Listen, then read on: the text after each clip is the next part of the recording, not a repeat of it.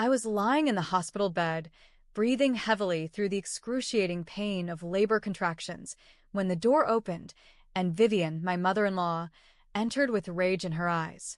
Before I could scream or call for help, she lunged toward me and raised her foot, aiming at my pregnant belly. But suddenly, the door burst open again, and what followed was more shocking than I could have ever imagined. Hello, my name is Elena Parker, and I'm 29 years old. I work as a lead designer at a luxury interior design firm, a career I have built from the ground up through years of hard work and determination.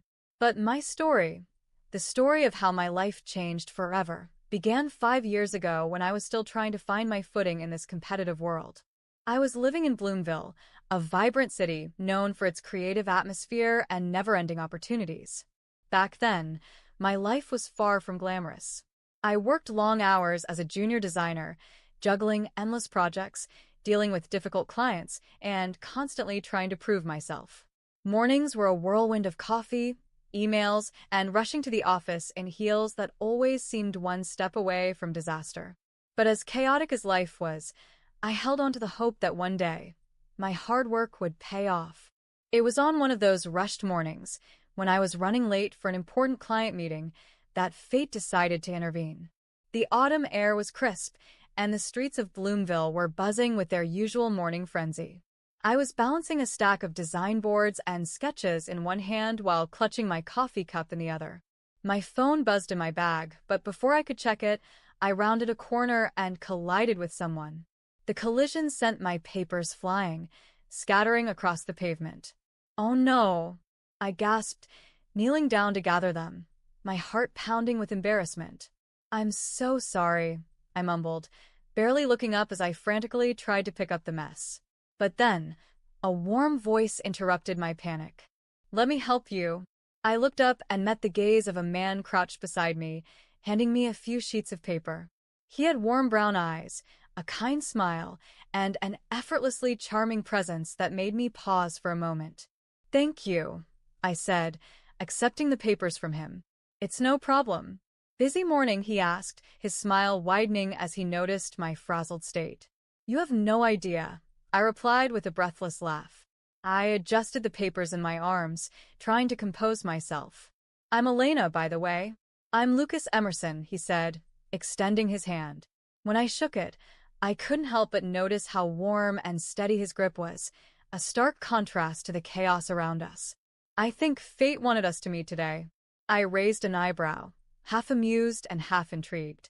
"Is that so?" He chuckled. "Well, you never know. Here's my card. If you'd like to continue this conversation over dinner sometime, give me a call."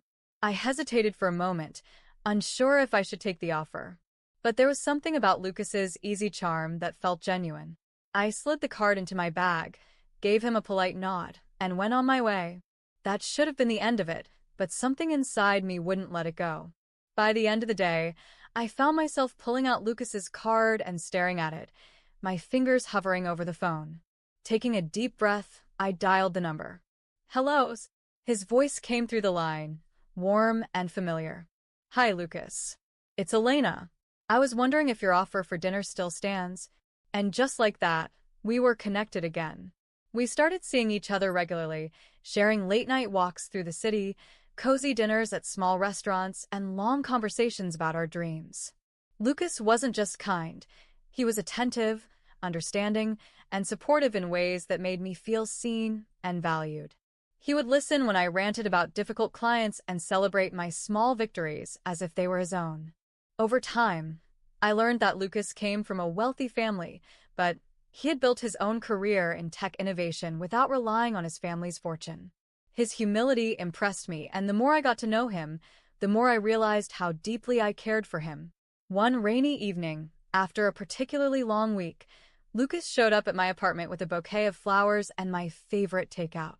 We sat on the floor, eating and laughing as the rain pattered against the windows.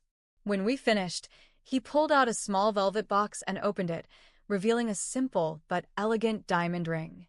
"Elena," he said softly, "will you marry me?" Tears welled up in my eyes as I nodded. "Yes," I whispered, barely able to speak through the overwhelming emotion. The following summer, We were married in a small outdoor ceremony, surrounded by close friends and family. It was the happiest day of my life. The sun shone brightly, the air was filled with the scent of blooming flowers, and Lucas and I promised to stand by each other through every challenge life would throw our way. Little did I know those challenges would arrive sooner than I expected. After our wedding, life felt like a dream. Lucas and I moved into a cozy yet elegant apartment in the heart of Bloomville, decorated with a blend of modern and vintage touches that reflected our shared tastes.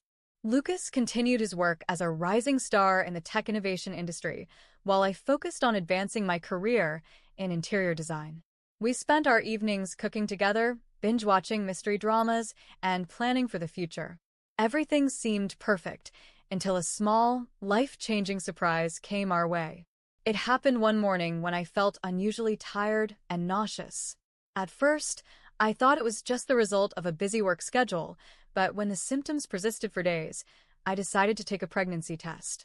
My heart raced as I waited for the result, and when the two pink lines appeared, I stared at them in disbelief. I was pregnant. Excitement and nervousness swirled within me as I dialed Lucas's number. "Can you come home early today? I have something important to tell you," I said, trying to keep my voice steady. "Of course," he replied, sounding concerned but supportive as always. "I'll be there as soon as I can." When he arrived, I could barely contain my emotions. We sat on the couch, and I handed him a small box. Inside was a tiny pair of baby booties and the positive pregnancy test. His eyes widened, and a smile slowly spread across his face. "We're going to be parents," I whispered, tears pooling in my eyes. Lucas pulled me into a warm embrace, his voice trembling with emotion. "This is the best news I could have ever hoped for. I love you, Elena." We spent the rest of the evening talking about names, nursery designs, and the kind of parents we wanted to be. I felt a deep sense of joy and hope for the future. But there was one thing lingering in the back of my mind. How would Lucas's mother, Vivian, react? A few months later, when I was around 4 months pregnant, we went to the doctor for the first ultrasound. I was lying on the examination table, Lucas holding my hand, when the sound of our baby's heartbeat filled the room. It was fast and steady, like a tiny drumbeat, and tears streamed down my face as I listened. The doctor smiled and pointed to the screen. "Would you like to know the baby's gender?" Lucas and I exchanged a glance and nodded eagerly. "It's a girl." The words filled me with warmth. I had always dreamed of having a daughter, someone I could share secrets with and watch grow into a strong, independent woman. Lucas grinned and kissed my forehead. "Our little girl," he said softly. "She's going to be amazing." Later that evening, as we sat on the couch with the ultrasound photo in hand, Lucas suggested that we share the news with his mother. I hesitated, remembering her traditional views on family and gender roles. "Are you sure this is a good idea?" I asked, biting my lip. "What if she doesn't take it well?" Lucas sighed. "She'll come around. Once she sees how much this baby means to us, she won't be able to resist." I wasn't so sure, but I agreed. The next weekend, we visited Vivian's large estate, a grand mansion filled with antique furniture and a sense of cold formality that always made me feel out of place. We sat in the living room, sipping tea, and I could feel the tension building in my chest. "Mom, we have some wonderful news," Lucas said, reaching for my hand. "Elena is pregnant. We're having a baby girl." For a moment, Vivian said nothing. Her eyes narrowed as she set her teacup down with a loud clink. "A girl," she repeated, her tone icy. "Yes," I said, forcing a smile. "We're very excited." Her lips pressed into a thin line. The successor to the family legacy should be a boy. What's the point of a girl? Lucas's jaw tightened, but he remained calm. "Mom, it's 2025. Times have changed. A girl can be just as capable of carrying on the family name." Vivian scoffed. "Don't lecture me on what's changed. I know what's best for this family, and a girl isn't it." Her words cut deep, but I kept my composure. "Our daughter will be loved and supported, regardless of your opinion," I said firmly. Vivian's glare shifted to me. "You think you know everything, don't you?" Let me tell you something. You've already failed this family by not giving us a son. I felt Lucas's grip tighten on my hand, silently urging me to stay calm. That's enough, Mom, he said, his voice low but firm. We're leaving. We walked out of the mansion in silence, the weight of her words pressing down on me like a heavy blanket. As soon as we got into the car, I broke down, tears streaming down my face. Lucas pulled me into his arms. Don't listen to her, he whispered. We'll protect our daughter, no matter what. She'll be safe and loved. But despite his comforting words, I couldn't shake the feeling that this was only the beginning of a long battle. As my pregnancy progressed, life became a mixture of joy and anxiety. By the time I was 6 months along, my belly had grown round and firm, making it difficult to move around as easily as before. But despite the physical challenges, I felt a deep sense of connection to my baby. Every time she kicked, it reminded me of the precious life growing inside me. Lucas continued to be my rock, always finding ways to support me. He'd wake up early to make breakfast, clean the house, and make sure I had everything I needed. Sometimes, he'd come home from work with little gifts, a book about parenting, a box of chocolates, or a soft blanket for the baby. His excitement was infectious, and it helped me stay positive despite the storm brewing in the background. And that storm was Vivian. She wasn't happy about the baby being a girl, and she made sure we knew it. At first, it started with snide comments during family gatherings. I suppose you'll be raising her to take over the family business, she'd say with a sarcastic laugh. Lucas always defended me, but her words lingered, making me doubt whether she'd ever accept our daughter. Then, her behavior escalated. She began calling Lucas at work multiple times a day, demanding that he convince me to try again for a boy. She even showed up at our apartment unannounced, criticizing everything from the nursery color to my parenting plans. One day, I was at work, finalizing a design project for a major client, when the receptionist called me. Elena, there's a woman here asking for you. She says she's your mother-in-law. My heart sank. Tell her I'm in a meeting, I replied quickly, but it was too late. I heard her voice before I saw her. Vivian marched into the office, ignoring the receptionist's protests. My colleague stared as she pointed a finger at me. You think you can hide from me? She yelled. I'm not leaving until you understand how serious this is. I felt my face flush with embarrassment as I led her into a private conference room. What are you doing here, Vivian? Asked, my voice shaking. I'm trying to save this family, she snapped. You're too busy playing career woman to realize the damage you're causing. A girl can't carry on the family legacy. Quit your job and focus on giving us a son. I stared at her in disbelief. You want me to quit my job? And what if I don't have a son? Will you keep harassing me until I do? She crossed her arms, her gaze cold. If you won't do what's best for the family, then maybe you don't belong in it. Tears welled up in my eyes, but I refused to let her see me break. Lucas and I are happy with our daughter, I said firmly. You don't get to decide our future.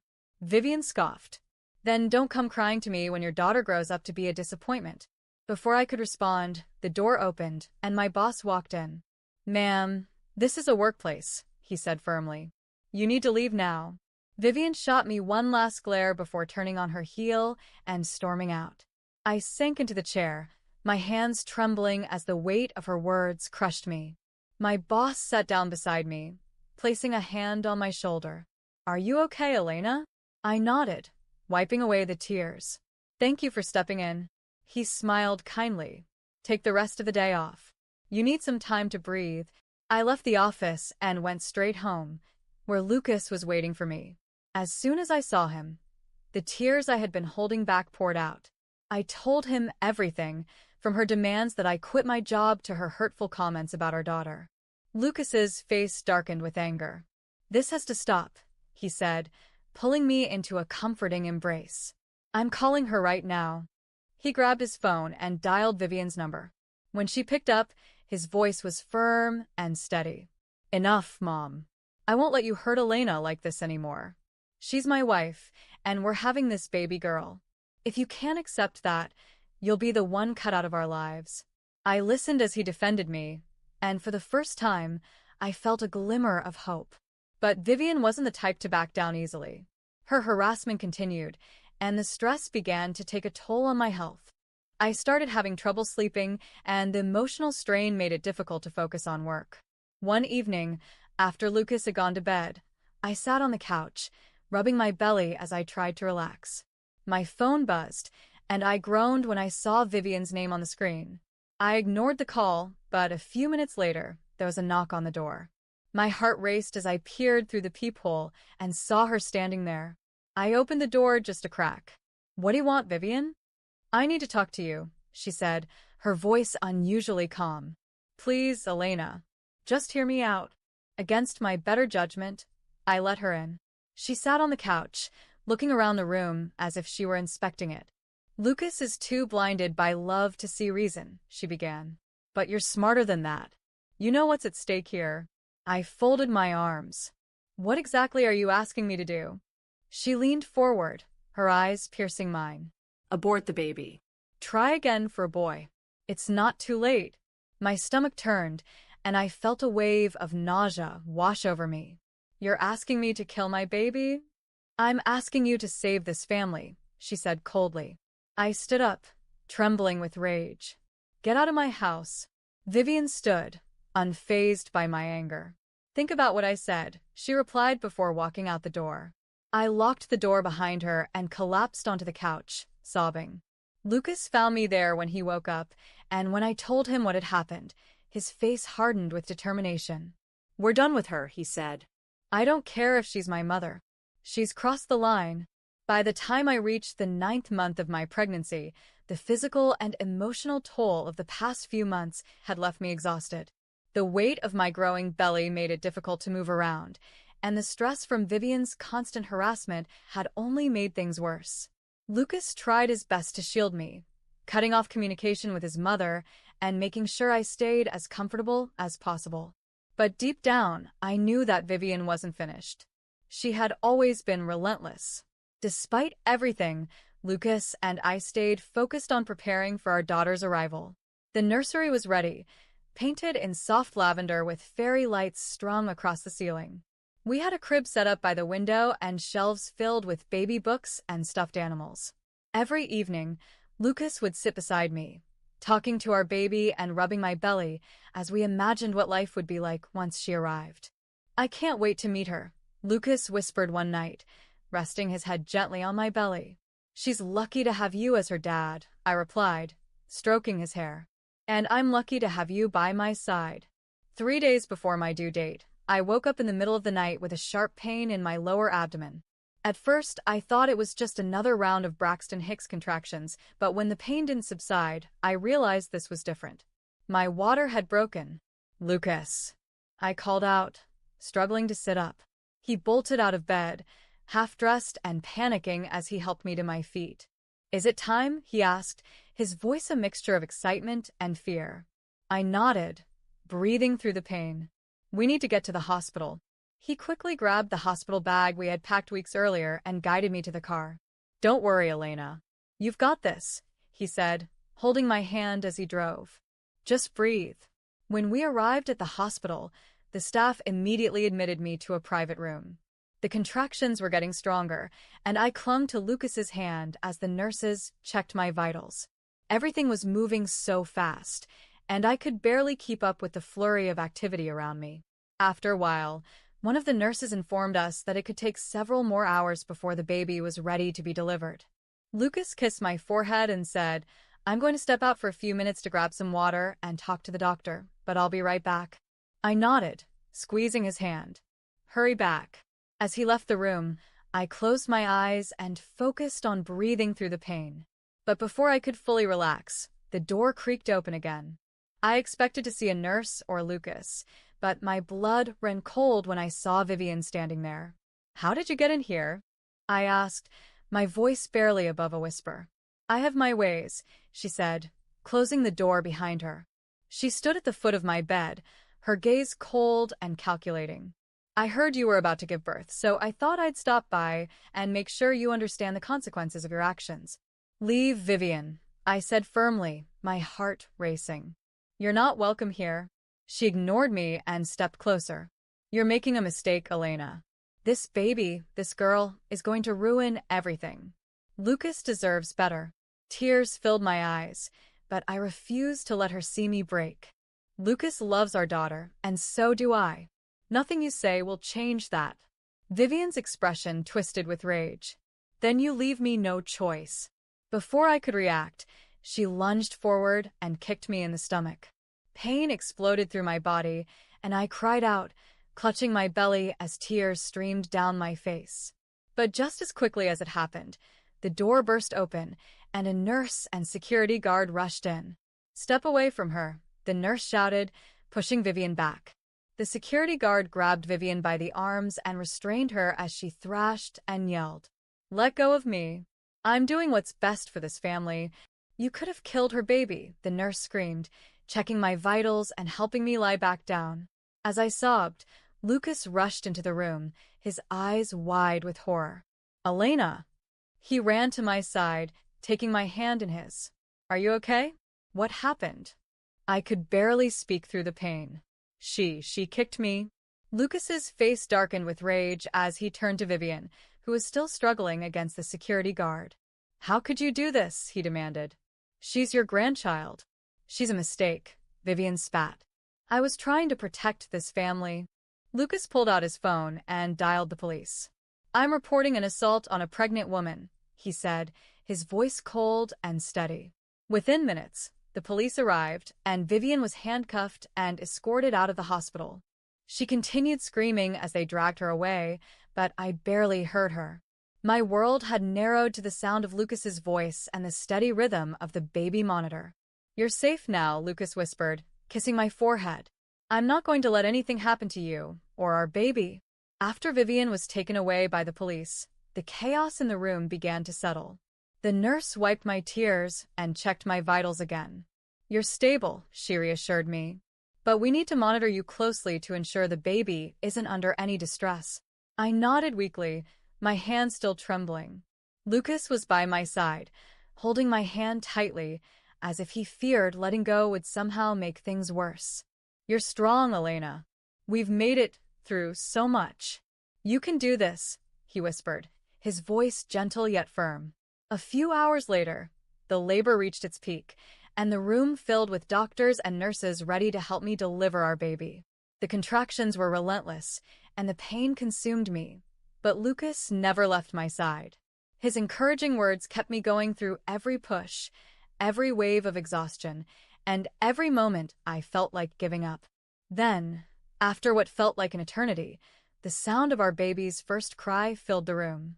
"She's here," Lucas said, tears streaming down his face as he kissed my forehead. The doctor gently placed the baby on my chest, and I stared down at her, overwhelmed by the purest love I had ever felt. She was so tiny, her little fists curled against me, her eyes closed as she whimpered softly. "Hello, my sweet Arya," I whispered, my voice cracking. "Welcome to the world." Lucas leaned over and kissed both of us. "You did it, Elena." "She's perfect." We stayed like that for a while, savoring the moment and forgetting the chaos that had preceded it. For the first time in what felt like forever, I felt truly at peace. A few days later, we were discharged from the hospital and returned to our apartment. Lucas had prepared everything for our homecoming. Arya's crib was ready, the nursery was spotless, and there were fresh flowers on the kitchen counter. My heart swelled with gratitude as I walked into the warmth of our home, holding Arya close to me. But despite the joy of bringing our baby home, the events at the hospital still haunted me. Vivian's words echoed in my mind, and the memory of her kick sent shivers down my spine. Lucas noticed my anxiety and wrapped his arms around me one evening as we sat on the couch. "We need to make sure she pays for what she's done," he said softly. I nodded. She could have taken everything from us. Lucas's expression hardened. "She won't get away with this." We contacted our family lawyer the next morning and filed charges for assault and endangerment of a pregnant woman. The hospital's security footage, the nurse's testimony, and my medical report all served as evidence against Vivian. The case was solid, and even though part of me dreaded the thought of seeing her in court, I knew it was necessary. A few weeks later, the court proceedings began. I sat beside Lucas, My hands clenched tightly in my lap as the prosecutor laid out the events of that night. The security footage played on the screen, showing Vivian lunging at me and the moment the security guard restrained her. I couldn't bear to watch, so I focused on Lucas's hand in mine, drawing strength from his presence. The nurse testified about how Vivian's actions had put both me and the baby at risk, and the judge listened carefully, his expression grave. Vivian's lawyer tried to paint her as a concerned grandmother who had acted out of emotional distress, but the evidence against her was overwhelming. The security footage didn't lie, and neither did the medical report that showed how close I had come to losing Aria that night. After several days of testimony and arguments, the judge delivered the verdict. I held my breath as he spoke. The court finds Vivian Emerson guilty of assault on a pregnant woman with intent to cause bodily harm. Considering the severity of the offense and the risk posed to both the mother and child, the court sentences the defendant to 5 years in prison with no possibility of early parole. A wave of relief washed over me as I exhaled, tears streaming down my face. Lucas pulled me into his arms, and for the first time in months, I felt like we could finally move on. Justice had been served. Leaving the courtroom that day, I felt lighter, as if the weight of Vivian's hatred had finally been lifted from my shoulders. Lucas and I returned home, where Aria was waiting for us with her nanny. I picked her up and held her close, marveling at how peaceful she looked. "We did it," I whispered, kissing her forehead. "We're safe now." Lucas came up behind me and wrapped his arms around us. "We have everything we need right here," he said softly. "You, me, and Aria. This is our family." Over the next few weeks, life began to settle into a new routine. Late-night feedings, diaper changes, and lullabies became our world, and every time I looked at Aria, I was reminded of how strong we had been to protect her. One evening, as we sat on the couch with Aria sleeping in my arms, Lucas leaned over and kissed me. "We've survived so much," he said. "I know we can handle anything that comes our way." I smiled, resting my head on his shoulder. "As long as we're together, we can." And with that, we closed the chapter on a painful past and opened the door to a future filled with love, peace, and new beginnings. Thank you for joining me on this journey. If you enjoyed this story and want to see more content like this, don't forget to give this video a thumbs up, leave a comment sharing your thoughts, and hit the subscribe button to stay updated with future stories. Your support means everything, and I can't wait to hear what you think.